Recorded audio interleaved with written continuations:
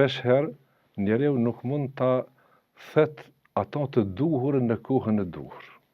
Poetët në përgjithësi kur të shkruajnë, kur të kanë krijimtari të tilla, shpesh herë duhet ta ndrojnë protagonizmin. Në këtë rast duhet të tërësohen.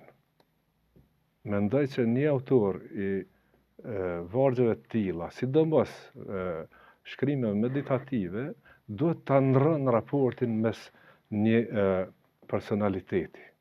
Unë për shembull më kam ndru përlotja e një nëne, apo i zhdukuri në kërkim të vetvetes, ku kam vënë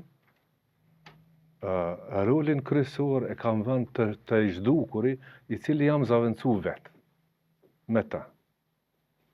Dhe tani, këtu vihet në pyetje e gjithë shkrimi, e gjithë poetika që ndërthuret me personalitetin që e ke kriju. Personalitet në këtë rast imaginativ në kontekstin poetik, mirë po në rrafshin real nuk ka qenë imaginativ, sepse na kemë shumë të zhdukur, të cilët ta i zhdukuri normal që nuk mund të flet, mirë po përmes vargjeve poetike është vënë në skenë kërkesat e tij.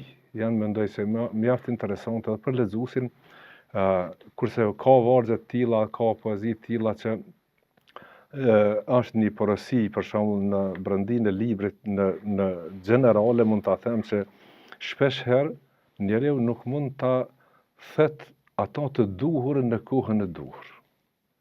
Duket një diçka që duhet të jetë, po në fakt nuk mund ta shpreh. Mendoj që këtu zojnë fill në përditshmëri, njeri i takon, i rastis, mirë po prap nuk mund ta shpreh atë të duhurën çka duhet. Këto vargje lexuesi mund t'i merr edhe si tolerim ndaj mendimeve divergjente, mund ta merr edhe tolerancë në mes vete, përditshmëri, mund ta merr edhe si kritikë, sido që t'jetë, kjo është porosia dhe e artit, që mos t'jenë gjërat të fjetura, po të shpruhen dhe të nxirret diçka re.